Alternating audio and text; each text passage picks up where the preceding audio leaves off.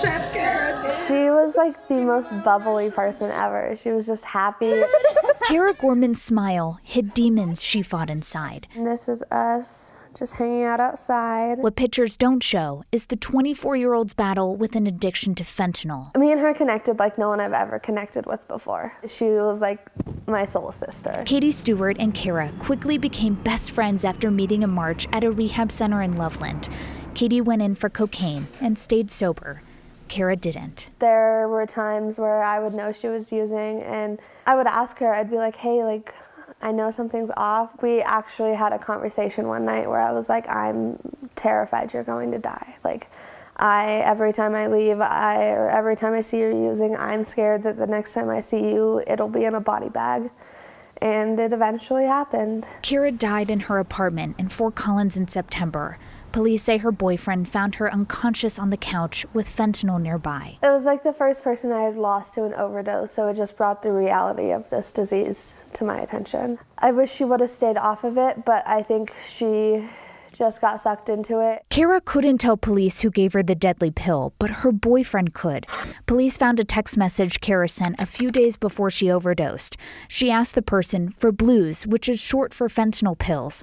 That text led officers to Andrea Bronco, whom they arrested for Kara's death, making her the first accused drug dealer to face the state charge. This bill creates stiffer penalties for those peddling the evil poison. The charge, distribution resulting in death, was part of a fentanyl bill signed into law in May. Let's use these tools that we have never had before. Before, district attorneys could charge dealers with distribution.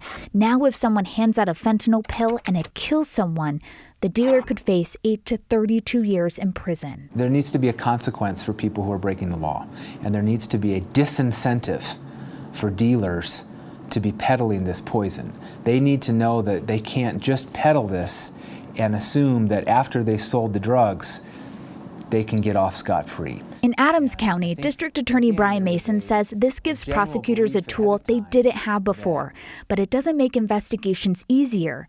The main witness is no longer alive. I have to make sure that I can actually identify the dealer, identify that that dealer sold the drugs that the victim took that actually killed the victim.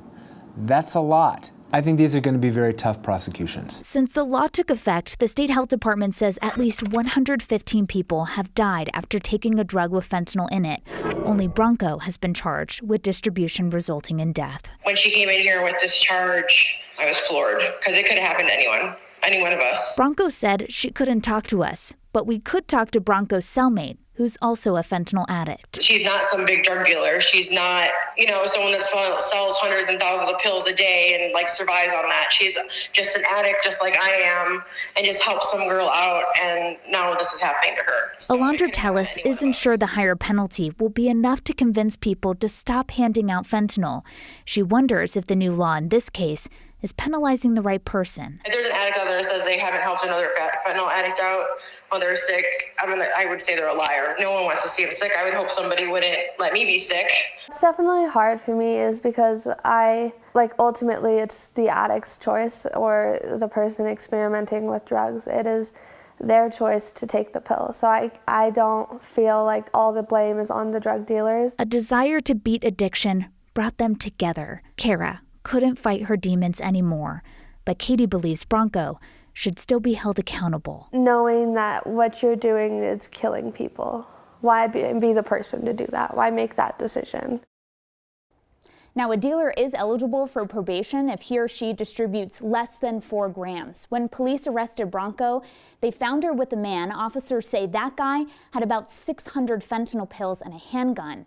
He was charged with possession with intent to distribute, which is a felony. I feel like you gave us a really good look at the complexity of this issue. I think so often we think about well, here are people who are using illegal drugs, here are people who are selling illegal drugs, and they all have the exact same motivations and purposes and that kind of thing, and it's complicated. What I thought was really fascinating about this story is, understandably, we have heard from the parents of the young person who has taken this drug, but we've never really heard that perspective from addicts, and they have this dilemma, right? Like, yes, that is so unfortunate that someone died, and we want some accountability, but also they're struggling with something so difficult. So it was a really hard decision for them to come to of whether or not they support this decision. Yeah, and to hear Mason kind of go through all the reasons why this is going to be really hard to charge, it's like, is this law just kind of ceremonious? I mean, Yeah. are they really going to be able to do anything about it? Yeah, and I guess we'll have to wait and see. It's still a new law. All right, Kelly, thank you. Thanks.